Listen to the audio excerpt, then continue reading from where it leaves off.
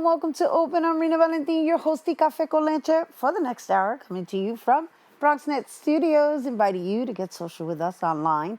Tweet us and follow us on Instagram at BronxNet TV and like us on Facebook at Open BronxNet Television. And of course, while you're there, don't forget, follow moi on Twitter, FB, Instagram, Insta Stories, and LinkedIn at Rhina Valentin. Our first guest co-founded Negozee, a social learning platform that is helping Spanish-speaking Latino entrepreneurs connect and grow with access to education, information, resources, and networks. And here to share more is Negozee co-founder and CFO, Guillermo Will De Jesús. Hello and welcome. Hello. How are you?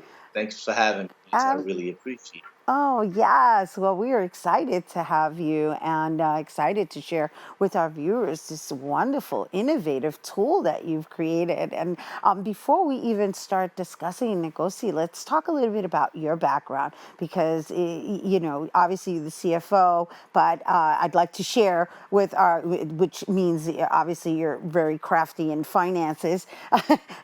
But I do want to share that you also are the CEO and founder of TaxTerminal.com and Rapido Tax Inc. Y también tax centers in New York. And so it's like with all these taxes, tax season wasn't enough for you? Very good question. And fair question. So my business journey started 11 years ago. I'm a son of immigrant parents. I'm the youngest of 5, right from here in Corona, Queens. Dominicano, and all of my family members, a lot of my family members, my uncle, my sister, my brother, they're all accountants. So as the youngest of 5, I had to become a certified public accountant. And because I was Dominican, I had to play baseball and dance merengue. Obligado, right? I mean, it was, I was born with my dancing shoes and my glove and my baseball bat. Got it. So 11 years ago, I finished up 20 years of service as an employee. 20 years. I went to Queens College, and I graduated, and I worked for some of the biggest companies in the world. And then I decided I want to do my own thing. I got this entrepreneur bug, and I decided to want to do my own thing. And I opened up Rapido Tax right in my own neighborhood. Right.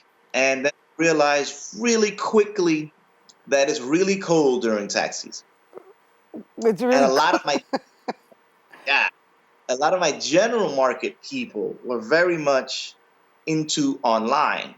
So a lot of them were doing it on TurboTax. And I was like, wait a minute, you don't want to do your own taxes? And they were like, yes, but I want to do my taxes online, Will. And I was like, perfect. So we built this system called TaxTerminal.com. And that's kind of what was my journey to this day in regards to entrepreneurship. I still have that business. I still run that business.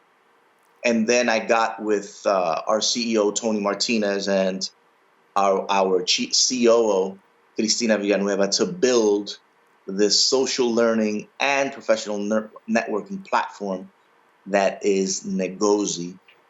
And the real reason for that was the market was super hot for it. Like we really needed this in our market. So the reason I asked the questions with regards to your other ventures is because I understand that Negozee is only Spanish speaking. So I just wondered if there was something that you learned in your businesses that brought that, that as a factor in Negozee and the way you've been operating as a network.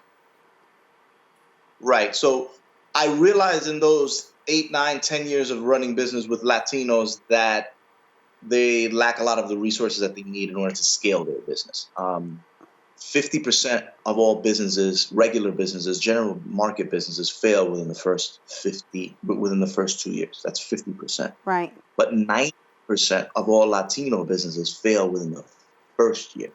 And we didn't like those numbers. We were like, why? Like, what is the problem? Part of it was the language barrier, to be perfectly honest with you.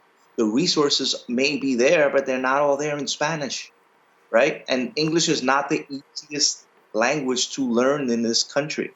Right. So if you want to do business in Espanol and your customers are Hispanic, why should you have to learn English first before navigating around the things that you need to do in order to get a good job or maybe even to build your business? So I understand.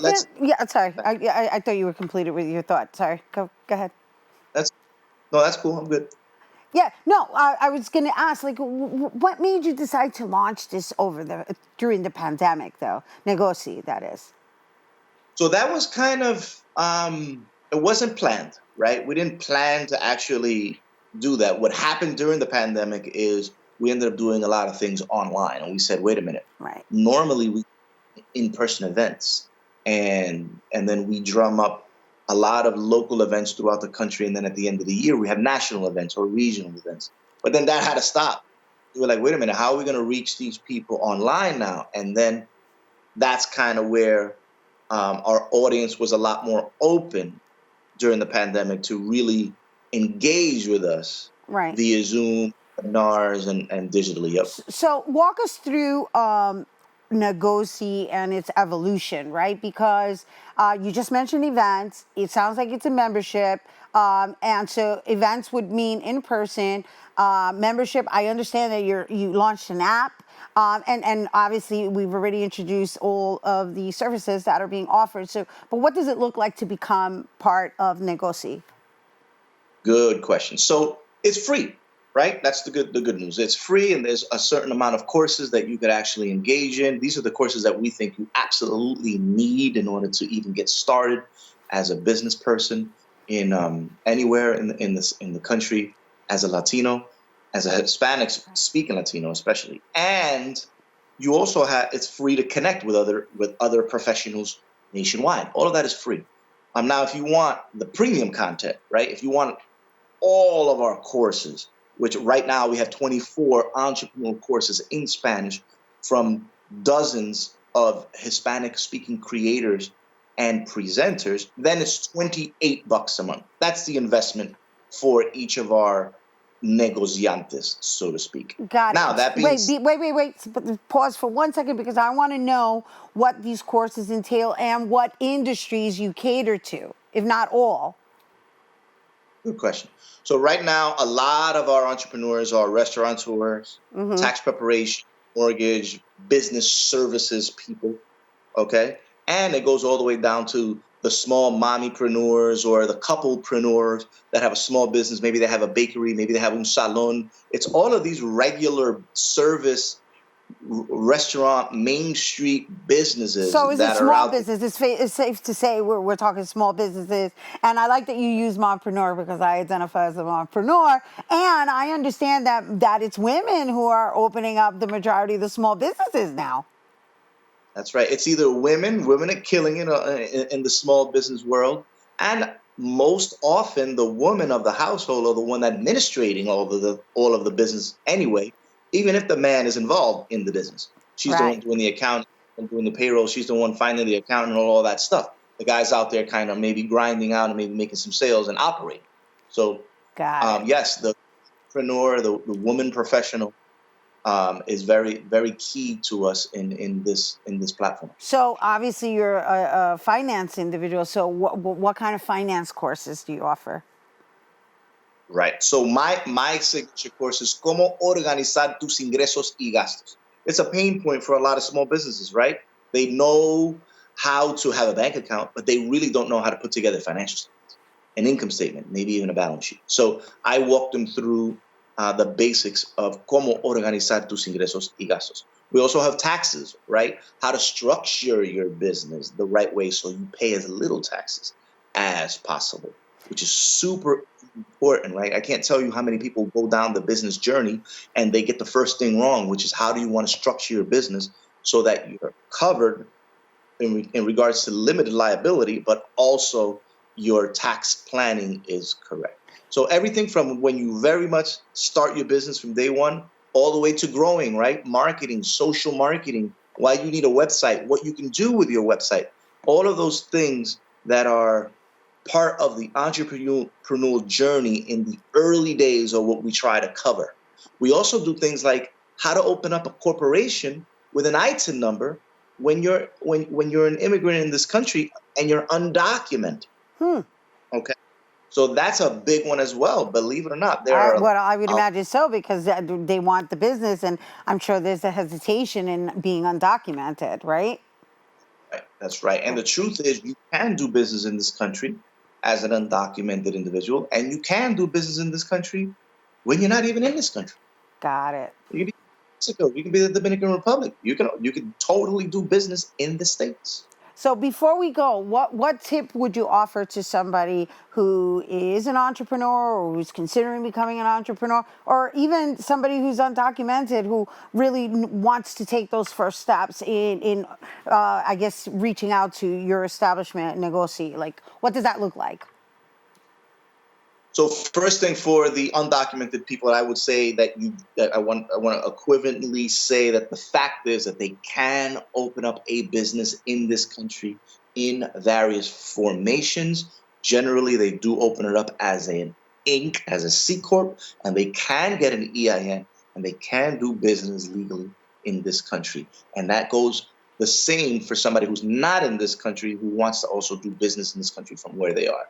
There are structures that you could put together that will allow for you to do that, and we help you navigate those choices. Okay. The other thing is, what do you have, right? What do you have? Do you have a practice, or do you have a business that you think can scale and that you can get capital and maybe investors? Like, you have to make that choice as to what you think you have. There's a lot of wonderful businesses out there that are generally one-man or two-man or three-man shows. There's nothing wrong with that. Right. That's beautiful. You could have you could be a doctor, you could be a lawyer, you could be a service provider and say, no, this is my practice and this is how I want to make my living, and it's going to end with me. Got it. Right? Yep. That's fair.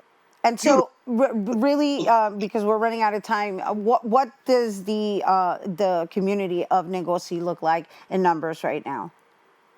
Oh, so we have over 1,500 negociantes nationwide. Nice. We have a newsletter with over 30,000 people that are interested in learning and discovering business in Spanish language.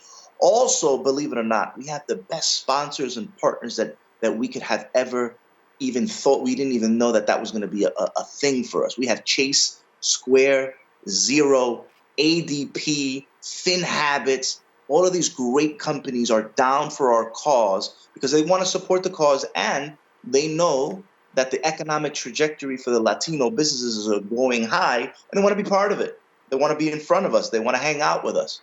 So they are a big part of our community as well.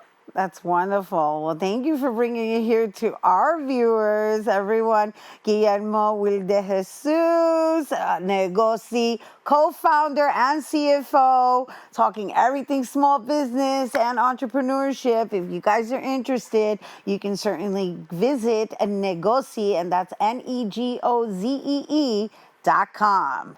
All right, we have to take a quick break, but when we return, we'll hear about food, hygiene, and housing services provided by New York Common Pantry. Don't go anywhere.